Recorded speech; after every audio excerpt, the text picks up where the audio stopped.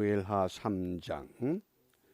오늘 묵상의 주제가 점점 강하여 가고. 본문에 두 종류의 가문을 소개합니다. 사울의 가문과 다윗의 가문. 그런데 어떤 가문은 점점 약해져 가고 어떤 가문은 점점 강하여 간다. 어떤 가문은 점점 쇠하여 가고 어떤 가문은 점점 흥하여 간다. 우리가 이민자들로 신앙생활하면서 이민생활 몇 년인지 한번 헤아려 보시기 바랍니다. 이민생활을 시작할 때부터 지금까지 내 신앙생활이 점점 강해진 신앙생활인가 아니면 점점 약해진 신앙생활이었는가? 오늘 이 아침에 우리 모두 함께 다윗의 가문처럼 점점 강하여 가는 신앙생활, 점점 강하여 가는 가문이 되기를 소원하면서 1절 말씀 우리 함께 읽습니다. 사울의 집과 다윗의 집 사이에 전쟁이 오래매 다윗은 점점 강하여 가고 사울의 집은 점점 약하여 가니라. 아멘. 여기 말씀에 보면 사울의 집과 다윗의 집 사이에 전쟁이 오래매, 이 싸움의 시간이 길었다 그런 뜻입니다. 이민생활을 40년 했으면 전쟁을 40년 동안 해온 상황입니다. 그 시간이 길면 길수록 다윗은 점점 강하여 가고 사울의 집은 점점 약하여 가니라. 오늘 3장 본문에서 사울의 집이 어떻게 약해졌느냐 11절 말씀입니다. 이스보셋은 사울의 네 번째 아들입니다. 사울의 네 아들 가운데서 요나단과 아비나답과 말기수아는 블레셋과의 길보아산 전투에서 사울 왕 아버지와 더불어 모두 전사하고 말았습니다. 살아남은 아들이 이스보셋, 다른 이름으로 에스바알입니다. 그런데 이 이스보셋이 아브넬을 두려워하여, 아브넬은 사울 왕의 군대 장관, 총사령관이었습니다. 그런데 이스보셋이 왕임에도 불구하고 아브넬을 두려워하여 감히 한 말도 대답지 못하니라. 무슨 말씀입니까? 이스보셋은 이스라엘의 왕입니다. 그리고 아브넬은 이스라엘의 군대 장관입니다. 왕의 지위와 군대 장관의 지위를 놓고 비교하면 이스보셋의 지위가 훨씬 높습니다.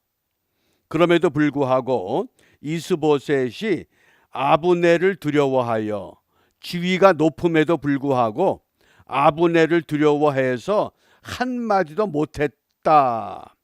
이게 약해져간 비결입니다. 이걸 우리 삶에 적용하면 우리는 이 땅에 어떤 사람으로 살아갑니까? 내 혈통의 어떤 집안의 어떤 가문의 아들과 딸이 아니라 우리는 하나님 나라에 속한 하나님의 자녀의 권세를 가졌습니다. 그런데 하나님의 자녀의 권세를 가진 그리스도인들이 세상 것 때문에 약해지고 말았습니다. 아무 말도 못합니다. 잘못된 것을 잘못됐다고, 거짓을 잘못된 것이라고 외치지도 못하고 소리치지 못하는 그런 삶을 살고 있다 그런 뜻입니다. 왜 그렇습니까? 점점 약해졌기 때문입니다. 근데 반면에 다윗의 집은 점점 강해졌습니다. 3장 36절입니다. 온 백성이 보고 기뻐하며 왕이 무슨 일을 하든지 무리가 다 기뻐하므로. 다윗을 보면 유다 족속의 한 지파의 사람들로부터 기름 부음을 받고 왕위에 올랐지만은 모든 백성이 기뻐하고 왕이 무슨 일을 하든지 무리가 다 기뻐합니다. 왕이 하는 일은 100% 찬성한다, 그 뜻입니다. 왜? 점점 강해지기 때문에. 그러면 사울의 집은 왜 약해졌느냐? 사울의 아들 이스보셋이 왕위에 오른 것은 자기의 실력이나 자기의 힘으로 오른 것이 아니라 아버지 군대 장관 아브넬의 도움을 받아서 아브넬의 정치적인 야망 때문에 왕위가 오를 수 있었습니다. 그러니까 힘이 없는 겁니다. 자리는 왕의 자리지만은 왕의 실권이 없는 그런 삶을 살고 있었습니다. 우리가 예수를 잃으면 예수 이름으로 승리를 얻었네. 예수 이름으로 마귀는 쫓긴다. 그렇게 찬양은 하면서도 실생활에 들어가면 예수 이름으로 꼼짝도 못하고 살아온 건 아니겠는가? 우리 자신들의 그 영적 상태, 우리의 신앙생활, 우리가 냉정하게 오늘 이 말씀 앞에서 무릎을 꿇어야 됩니다. 우리 그런 의미에서 오늘 이 1절 말씀 다시 한번 함께 읽습니다. 사울의 집과 다윗의 집 사이에 전쟁이 오래매 다윗은 점점 강하여 가고 사울의 집은 점점 약하여 가니라. 아멘. 우리 이 아침 시간에 모두 결단해서 다윗의 집안처럼 점점 강해져 가는 믿음의 가문, 또 점점 강해져 가는 하나님의 백성의 삶이 회복되기를 바랍니다. 그러기 위해서 예로부터 지혜자는 역사를 통하여 깨닫지만 우매자는 사건을 통하여 깨닫는다. 무슨 교훈입니까? 지혜로운 사람은 이 과거의 역사를 보기만 하고 읽기만 해도 배울 것을 배우고 깨닫는다, 그 뜻입니다. 그런데 어리석은 사람은 꼭 그 같은 일을 당해야만 겨우 깨닫습니다. 오늘 우리 모두가 지혜로운 백성의 반열에 서서 이 하나님의 말씀을 통해서 우리에게 주시는 교훈, 어떻게 하면 점점 더 강해져 가는 믿음의 가문으로 우리가 일어설 것인가? 몇 가지 교훈을 본문에서 살펴봅니다. 첫 번째로 하나님이 함께하는 신앙만 주장하면 됩니다. 오늘 본문에 보면 그 2절부터 5절까지 다윗이 헤브론에 올라왔을 때에 시글락에서 유다로 올라가라. 어디로 갈까요? 헤브론으로 가라. 그래서 헤브론으로 왔습니다. 시글락을 떠날 때에는 다윗의 아내가 두 사람이었습니다. 아히노암과 아비가일. 그런데 헤브론에 와서는 아내가 4명이 늘었습니다. 어떻게 생각하십니까? 하나님께서 사도행전 13장 22절 말씀에 다윗이 내 마음에 합한 자다 그랬습니다. 다윗의 생활이 100% 하나님의 마음에 합해서 합한 사람이 아닙니다. 어떻게 아내가 두 사람이었다가 헤브론에 오니까 6명이 됩니까? 이것 자체가 다윗은 하나님이 원하는 100% 만족할 만한 삶을 살지 못했습니다. 그런데도 하나님이 내 마음에 합한 사람이라고 붙잡아 주신 겁니다. 왜요? 하나님이 함께 하겠다는 겁니다. 우리가 내가 하나님 앞에 의롭게 살고 거룩하게 살고 말씀대로 순종해서 하나님이 나를 붙들어 주신다? 그러면 아무도 하나님이 함께함을 받을 수 없습니다. 다윗과 같이 곁길로 가기도 합니다. 실수도 합니다. 실패도 합니다. 넘어지기도 합니다. 그러나 하나님이 붙잡아 주시겠다. 왜 그렇습니까? 그 신명기 17장 14절 17절 말씀에 보면 이 백성들이 가나안 땅에 정착하기 전에 요단강을 건너기도 전에 너희들이 앞으로 왕을 찾는 그 때가 올 것이다. 그런데 그때 너희들 왕을 세우게 되면 그 왕에게 이 가르침을 하나 잊지 않게 깨우쳐야 된다. 그 중에 하나가 그에게 아내를 많이 두어 그의 마음이 미혹되게 하지 말라. 다윗이 아내를 많이 두게 됨으로 인해서 마음이 미혹된다는 겁니다. 그건 하나님 마음에 합한 것 아닙니다. 그럼에도 불구하고 하나님은 다윗을 붙잡아 주십니다. 왜 그럴까요? 그 이유가 하나님의 섭리가 있기 때문에 그렇습니다. 하나님의 섭리는 뭐냐? 하나님은 그 중심을 기억하십니다. 그 중심이 오늘 10절 말씀에 그 맹세는 곧 이 나라를 사울의 집에서 다윗에게 옮기겠다.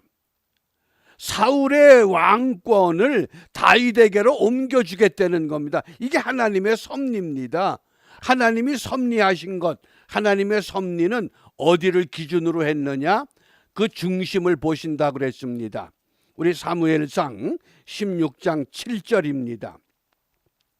함께 읽습니다. 여호와께서 사무엘에게 이르시되 그 용모와 신장을 보지 말라. 내가 이미 그를 버렸노라. 나의 보는 것은 사람과 같지 아니하니 사람은 외모를 보거니와 나 여호와는 중심을 보느니라. 하나님은 중심을 보십니다. 그러니까 다윗의 그 모습의 그 중심, 그 작은 불꽃 하나, 그게 꺼지질 않고 여전히 다윗의 심령을 태우고 있습니다. 이민자의 삶을 시작하면서 그 작은 불씨가 무엇이었습니까? 내가 적어도 이 땅에서 하나님만큼은 남들보다 열심히 진실되게 바르게 잘 믿어야 되겠다. 그 마음이 있지 않았습니까? 이제 그 불씨를 꺼트리면 안 됩니다. 하나님은 그 중심을 보시기 때문인 줄 압니다. 이런 다윗 때문에 하나님께서 점점 강하게 이루어 나가십니다. 뭐 강하게 할 수 있는 어떤 여건과 조건과 모든 걸 다 갖추는 그런 것 때문은 결코 아닌 줄 압니다. 그 다음에 세 번째, 이 다윗에게 있어서 귀한 것은 생명을 귀하게 여깁니다. 나타났잖아요. 사울 왕을 죽일 수 있는데도 죽이질 않습니다. 오늘 본문에 이 아브넬이 누굽니까? 사울 왕의 군대 장관 이스보셋을 이용해서 권력을 쥐고자 했던 그 아브넬입니다. 그런데 이 아브넬이 이스보셋이 아브넬을 책망합니다. 너는 왜 우리 아버지의 그 후궁이었던 리스바를 네가 아내로 취했느냐? 이 당시 왕의 후궁이나 왕의 아내를 아내로 맞이한다고 하는 것은 내가 왕위를 갖는다 그런 뜻입니다. 그러니까 이스보셋을 왕으로 세워놓고 아브넬이 내가 왕이 되겠다 그리고 반역한 겁니다. 그러니까 이스보셋이 한마디 했습니다. 그런데 힘은 아브넬이 가지고 있습니다. 그래서 이 아브넬이 이스보셋에게 내가 유대의 개 대강이냐 개머리냐 그런 얘기입니다. 예?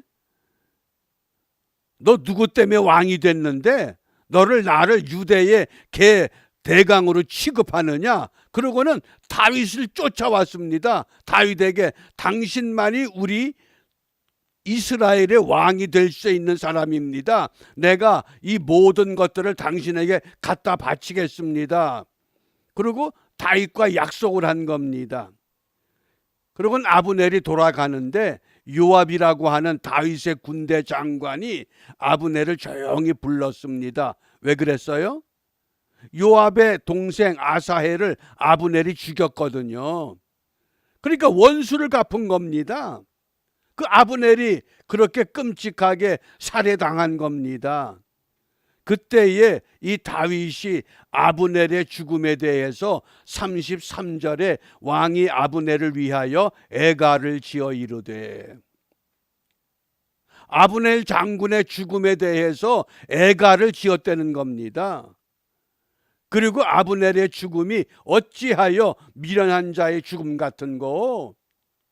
그러니까 모든 백성들이 아브넬을 다윗이 죽인 게 아니구나.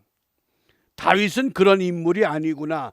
그래서 36절, 37절입니다. 함께 읽습니다. 온 백성이 보고 기뻐하며 왕이 무슨 일을 하든지 무리가 다 기뻐하므로 이날에야 온 백성과 온 이스라엘이 넬의 아들 아브넬을 죽인 것이 왕이 한 것이 아닌 줄을 아니라. 아멘. 왜 다윗의 집안은, 다윗의 가문은 점점 강해지느냐? 첫째, 하나님이 함께하는 신앙입니다. 임마누엘 신앙. 두 번째, 하나님의 섭리를 확신합니다. 세 번째, 생명을 귀하게 여깁니다. 그래서 하나님이 함께 하시는 까닭은 무엇이냐? 하나님의 뜻을 이루기 위한 것입니다. 바꿔 말하면 우리 한 사람 한 사람 우리를 향한 하나님의 뜻이 있습니다. 아직 그 뜻을 깨닫지 못하고 발견하지 못했다고 하면 오늘 하나님, 나를 향한 아버지의 뜻이 무엇인지 그 뜻을 깨닫게 하여 주시고, 나로 인하여 우리의 집안이, 우리의 가문이, 우리의 모든 가족들이 점점 강해지는 하나님의 사람들로 세워 주시옵소서. 이렇게 기도하시고 이런 믿음으로 함께 결단할 수 있기를 바랍니다. 그래서 오늘 우리 기도가 분명해집니다.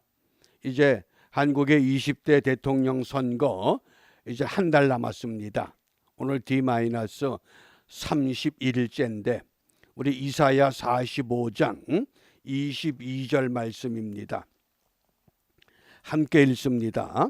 땅끝의 모든 백성아 나를 앙망하라. 그리하면 구원을 얻으리라.